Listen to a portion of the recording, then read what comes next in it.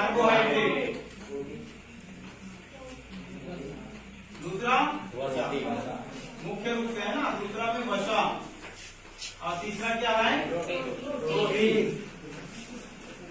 जैसे ही भोजन पहुंचता है मुख के अंदर तो मुख में जो है कार्बोहाइड्रेट का पाचन शुरू हो जाता है। काय का पाचन? मुख में सर्वप्रथम किसका पाचन शुरू होता है? मुख में कौन सी ग्रंथि पाई जाती है? लार का पीएच मान, लार की प्रकृति क्या होगी? लार भोजन के माध्यम को क्या करता है? अम्लीय बनाता है कि नहीं? भोजन सामने कहाँ पहुंचता है फिर? ग्रास नली में जब भोजन पहुंचता है तो वहाँ पर जो ग्रास नली होती है वो कैसी होती है? सर्पिलाकार। कैसी होती है? सर्पिलाकार। और सर्पिलाकार होने के कारण यहाँ पे क्या होता है? कभी सिकुड़न, कभी शिथिलन, कभी सिकुड़न, कभी शिथिलन। और इस गति को क्या बोलते हैं? क्रमानुकुंचन गति। कौन सी गति? क्रमानुकुंचन गति। इसके बाद यहाँ पे और एक ग्रंथि पाई जाती है। कौन सी? ग्रास नली में पाई जाती है श्लेष्मा ग्रंथि। कौन सी ग्रंथि? श्लेष्मा ग्रंथि, है कि नहीं? जब भोजन मुंह से कहा गया, मुंह के अंदर गया तो वहां पे क्या पाया गया? लार ग्रंथि। लार ग्रंथि में क्या पाया जाता है? एमिलेज। और एमिलेज का जो कार्य होता है क्या करता है? जैसे ही आप कभी बाजार गए होंगे, है ना, बाजार में क्या होता है? बहुत दिनों का या फिर कुछ दिनों का जो है समोसा या फिर कुछ टाइम का समोसा हो गया, या फिर अपन बात किए आपके घर की बची हुई रोटी की बात करते हैं ना, तो शाम की रोटी सवेरे कैसी हो जाती है? कड़क हो जाती है ना। तो उसमें छोटे छोटे जैसे समोसा हो गया तो उसमें छोटे छोटे कीट हो जाते हैं, और यदि हम उसको ग्रहण कर लिए तो ये एमिलेज क्या करता है? उसको नष्ट करने का कार्य करता है। एमिलेज का क्या कार्य होता है? छोटे छोटे कीटों को नष्ट करने का। जब भोजन सामने गया ग्रास नली में, तो ग्रास नली में कौन सी क्रिया हुई? क्रमानुकुंचन की गति, है ना। उसके बाद फिर यहाँ पे कौन सी ग्रंथि पाई जाती है? ग्रास नली में श्लेष्मा ग्रंथि। श्लेष्मा ग्रंथि का क्या कार्य होता है? भोजन का जो माध्यम होता है उसको गिरावा प्रदान करता है। क्या करता है? गिरावा। चिपचिपा पदार्थ होता है वो उसको क्या करता है? भोजन को अंदर दबाने का कार्य करता है, घिसाने का कार्य करता है। किसका कार्य होता है? श्लेष्मा का। इसके बाद भोजन कहाँ गया? आमाशय में। आमाशय में भोजन कितने घंटे तक रहा?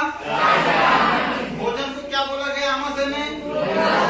Very important. भोजन आमाशय में जब भोजन पहुंचता तो क्या कहलाता है? है ना। आमाशय में कौन सी ग्रंथि? जठर ग्रंथि। और आमाशय में जठर ग्रंथि है ना। यहाँ पे क्या क्या पाया जाता है आमाशय में? जठर का, दूसरा, तीसरा रेनिन, है ना। तो HCl क्या करता है? भोजन के माध्यम को और ज्यादा अम्लीय बना देता है। क्या करता है? अम्लीय बना देता है। और जो कुछ कीट वगैरह जो कुछ वहां से बचकर आ गए एमिलेज से, जैसे कुछ एडवांस लेवल के होते हैं कीट, है कि नहीं, तो जो एडवांस लेवल के कीट होते हैं वो बचकर कहाँ चले गए? आमाशय में पहुंच गए। परंतु आमाशय में क्या होता है? HCl जो कि हानिकारक क्या होता है? एसिड होता है। क्या होता है? हानिकारक एसिड। ये जो एसिड होता है ये आए हुए एडवांस लेवल के जो जीवाणु होते हैं उनका क्या करते हैं? भक्षण करते हैं। उनको कैसे करते हैं? नष्ट कर देते हैं। उसके बाद जो जठर रस होता है, चूंकि क्या होता है? HCl कैसा होता है? हानिकारक होता है। यदि वो शरीर के बाहर आ गया, शरीर में आ गया, इससे आमाशय के बाहर आ गया तो वो सभी जो कोशिकाएं होंगी उनको कैसा कर देगी? जला देगी, है कि नहीं। तो उसको बचाने के लिए सुरक्षा का कार्य कौन करती है? जठर रस का कार्य क्या हुआ? आमाशय की दीवारों को सुरक्षा प्रदान करना। क्या करना? सुरक्षा प्रदान करना। उसके बाद ये पेप्सिन होता है। क्या होता है? तीसरा एंजाइम होता है पेप्सिन, है ना। तो पेप्सिन का क्या कार्य है? मुख में हुआ कार्बोहाइड्रेट का पाचन। दूसरा फिर उसके बाद फिर पेप्सिन क्या करता है? प्रोटीन का पाचन करता है। प्रोटीन को क्या करता है? पॉलीपेप्टाइड में तोड़ता है। किसमें तोड़ता है? पॉलीपेप्टाइड में, है ना। पॉलीपेप्टाइड में। ये भी एक क्वेश्चन बनता है कि पेप्सिन जो है वो आमाशय में किस रूप में प्रोटीन को तोड़ता है? किस रूप में तोड़ता है? पॉलीपेप्टाइड में। उसके बाद देखते हैं हम रेनिन। रेनिन क्या होता है?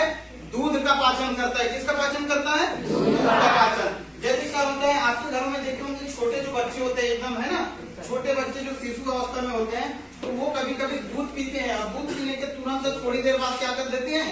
उल्टी कर देते हैं, ना, वॉमिटिंग हो जाती है उसको। तो वो दूध कैसे निकलता है? फटकर बाहर निकलता है ना। तो वो फटता क्यों है? क्योंकि उसकी क्रिया किससे हुई? HCl से। और HCl क्या होता है? अम्ल होता है ना। तो अम्ल क्या करता है? उसको फाड़ देता है ना। तो इसीलिए वो कैसे निकलता है? फटकर बाहर निकलता है। अगले बार भोजन कहाँ गया? पित्ताशय तरफ। किधर गया? पित्ताशय में कौन सा रस? पित्त रस क्या करता है? जो भोजन का अम्लीय माध्यम है उसको क्षारीय करने का कार्य कौन करता है?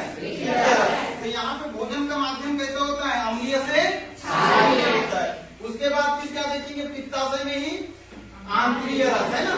ये आंतरीय रस क्या करता है? कार्बोहाइड्रेट को क्या करता है? यानी जो जटिल शर्करा होता है उसको सरल शर्करा में कन्वर्ट करता है ना। तो उसी प्रकार कार्बोहाइड्रेट को क्या करेगा? ये ग्लूकोज में तोड़ेगा। किसमें तोड़ेगा? ग्लूकोज में। उसके बाद दूसरा क्या होता है? वसा होता है। वसा को काय में कन्वर्ट करता है? ये वसा या फिर ग्लिसरॉल में। काय में? वसा या फिर ग्लिसरॉल में। और तीसरा कार्य क्या होता है? जो प्रोटीन होता है प्रोटीन को एमिनो अम्ल में। काय में? एमिनो अम्ल में। कार्बोहाइड्रेट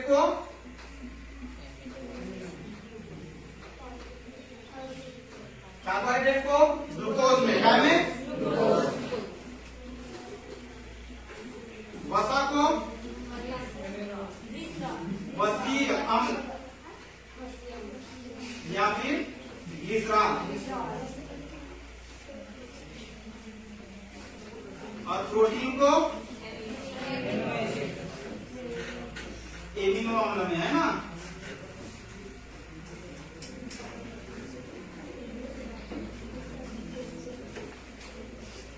एमिनो अम्ल में। इसके बाद फिर कहाँ गया भोजन? अग्नाशय में। अग्नाशय में भोजन क्या कहलाया? अग्नाशय का ही एक भाग होता है छोटी आंत, है ना। अग्नाशय से निकला हुआ एक भाग क्या होता है? छोटी आंत। जब भोजन छोटी आंत में पहुंचता है तो छोटी आंत में क्या होता है? भोजन का पूर्ण पाचन कहाँ होता है? छोटी आंत में, है ना। इधर जो होता है, इधर जितना पाचन हुआ उसको अधपचा बोलते हैं, क्योंकि इसमें आधा पाचन होता है। पूर्ण पाचन कहाँ पे होगा? छोटी आंत में। छोटी आंत में एक होता है, पहला होता है जेजेनम। छोटी आंत का एक प्रकार जेजेनम। जेजेनम क्या करता है? भोजन को पचाता है। पाचन का कार्य होता है ना। पाचन का कार्य किसमें होता है? जेजेनम में। डेटुनम क्या करता है? उसको अवशोषित करता है। जो पच गया उसको क्या करेगा? अवशोषित करेगा। तो इसमें क्या होता है? जेजेनम में इसमें क्या होगा? अवशोषण। अब जब भोजन का पाचन और अवशोषण तो हो गया, परंतु कुछ ऐसे पदार्थ होते हैं जिनका पाचन और अवशोषण ये दोनों भी नहीं कर पाते। कौन? जेजेनम और डेटुनम। तो उन दोनों का पाचन और अवशोषण कौन करता है? इलियम। तो यदि हमको क्वेश्चन आया कि छोटी आंत में जो है भोजन का पाचन किसमें होता है? मुख्य रूप से इलियम में। ये मुख्य रूप से इलियम में होता है ना। Very important. भोजन का पाचन कहाँ पे होता है? इलियम में। छोटी आंत के इलियम में। उसके बाद भोजन कहाँ गया? बड़ी आंत में। बड़ी आंत में जब भोजन गया तो भोजन कैसा हुआ? भोजन टूट गया। काय में? जल और अपशिष्ट पदार्थ में। काय में? अपशिष्ट पदार्थ में।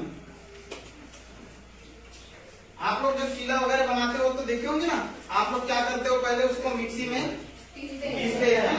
अब जब पीस ले उसके बाद उसको क्या करते हो? अलग अलग करते हो। पानी अलग, उसके बाद अपशिष्ट पदार्थ अलग। पीसने के बाद सब कुछ मिला देते हो। चलिए आपको जब उसको क्या होता है? पीसते हैं उसके बाद जो पत्ते का जो कचरा नहीं होता क्या? अलग नहीं करते हैं ना। इसका डायरेक्ट बना लेते हो। वो जो होता है जल और क्या होता है? जल और अपशिष्ट पदार्थ को अलग करते हो ना। उसी प्रकार यहाँ पे क्या होता है? भोजन जो टूट गया है उसको वो क्या किसमें कन्वर्ट होता है? जल और अपशिष्ट पदार्थ में। जब जल और अपशिष्ट पदार्थ में होता है तो ये जल जो होता है खनिज और औषधियों के रूप में टूटता है ना। काय के रूप में? औषधि के रूप में।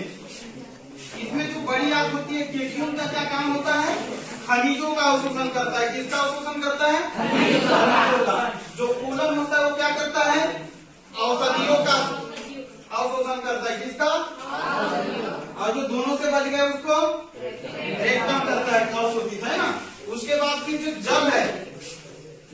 जो भाग होता है इसी में होता है क्या, दीर्घलुम। दीर्घलुम जिसको हम क्या बोलते हैं, अपेंडिस। क्या बोलते हैं, अपेंडिस। ये अपेंडिस इन तीनों का ही एक भाग होता है। तीनों का क्या होता है, एक भाग होता है। तो इसमें अपेंडिस में क्या होते हैं, छोटे छोटे छिद्र पाए जाते हैं। क्या पाए जाते हैं, छिद्र। और इन छिद्रों के माध्यम से जैसे आपने चीला बनाया था, चीला में क्या होता है, छिद्र होता है। वाष्प कैसा हो जाता है, उड़ जाता है, और उड़ने के बाद छोटे छोटे होता है कि नहीं, कहीं हमारे घर ही तो नहीं होता, आप लोग के यहाँ भी होता है ना।